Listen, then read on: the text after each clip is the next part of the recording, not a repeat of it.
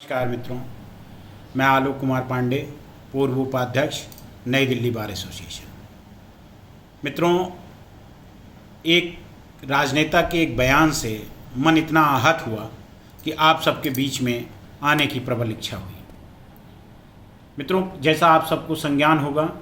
कि कल भारतीय कांग्रेस पार्टी के राष्ट्रीय महासचिव श्री दिग्विजय सिंह जी ने कहा कि अगर वो दोबारा सत्ता में कांग्रेस पार्टी आती है तो धारा 370 पर पुनः विचार करेंगे और उसे पुनः लागू करने पर विचार करेंगे। मित्रों, भारतवर्ष का एक नागरिक होने के नाते इस बात को लेकर मन में बहुत आक्रोश है। 70 वर्ष लग गए जम्मू कश्मीर को उसका वास्तविक हक दिलाने में, जम्मू कश्मीर में तमाम तरीके की त्रासदियों से लड़ने में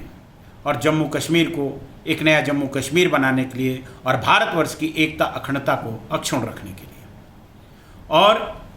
उनके मन में इस तरीके का सवाल और उनके मन में इस तरीके के जो विचार आ रहे हैं वो हमारे पड़ोसी देश पाकिस्तान के नेताओं के विचार से बिल्कुल हूबहू मिलते हैं। मित्रों, मैं समझ सकता हूँ उनका दर्द, जो लगातार इतने वर्षों तक सत्ता में रहे हैं और उनके सत्ता की नींव में ही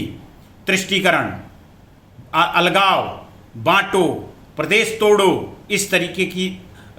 लेकिन सत्ता में रहो, इस तरीके के विचार से ओतप्रोत उनकी राजनीतिक दल और वो स्वयं हैं। मित्रों, कल से ये विचार आया उनका, अभी तक भारतीय कांग्रेस पार्टी की तरफ से किसी का भी खंडन नहीं आया है, ना इस विचार से कांग्रेस पार्टी अपने आप को अलग कर पा रही है। इसका मतलब है कि जो उनका विचार है, जो उनकी सोच है, वही कांग्रेस पार्टी का विचार है और कांग्रेस पार्टी की भी सोच है। लेकिन भारत का नागरिक होने के नाते हम उनको कड़ी चेतावनी देते हैं और उनको प्रबलता के साथ अपना विरोध दर्ज कराते हुए कहते हैं, सत्ता तो दूर, भारत का नौजवान, भारत का किसान, भारत का मजदूर, भारत का एक एक व्यक्ति जाग चुका है और आपके तुष्टीकरण की राजनीति से, अलगाव की राजनीति से और जो देश और समाज को बांटने की राजनीति आप करते आए हैं, उससे वो सजग हो गया है। और यही उसी से सजग होते हुए उसने 2014 में इस देश की बागडोर एक सशक्त प्रधानमंत्री के नेतृत्व में सौंप दी है। और मैं इस बयान की कड़ी निंदा करते हुए कांग्रेस पार्टी से ये मांग करता हूं, कांग्रेस पार्टी के नेता श्रीमती सोनिया गांधी जी से,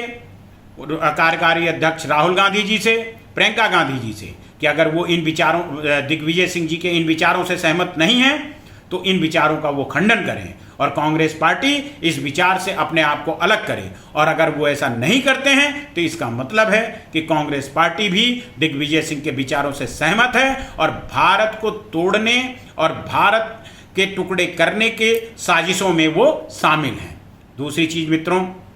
पिछले 7 वर्षों से लगातार देश की एकता, अखंडता, प्रभुता को खंडित करने का प्रयास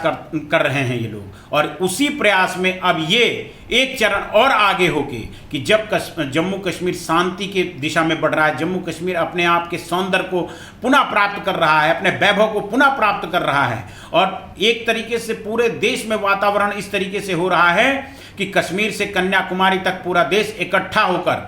और एक साथ आगे बढ़ने का प्रयास कर रहा है। इस भीविष्का में जब पूरा देश एक साथ एक बहुत बड़ी आपदा से लड़ रहा हो, इस समय देश को बांटने में और इस तरीके से देश को तोड़ने वाले विचार रखकर ये लोग देश को अस्थिर करने का प्रयास कर रहे हैं। मित्रों, इसलिए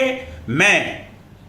भारत का नागरिक होने के नाते कांग्रेस पार्टी के समस्त नेताओं से निवेदन करता हूं कि आधिकारिक रूप से कांग्रेस पार्टी दिग्विजय सिंह जी के बयान से अपने आप को अलग करे, नहीं तो हम सब भारत के नागरिक ये मानेंगे कि कांग्रेस पार्टी और दिग्विजय सिंह के विचार एक जैसे हैं और वो देश को तोड़ने का काम कर रहे हैं। धन्यवाद।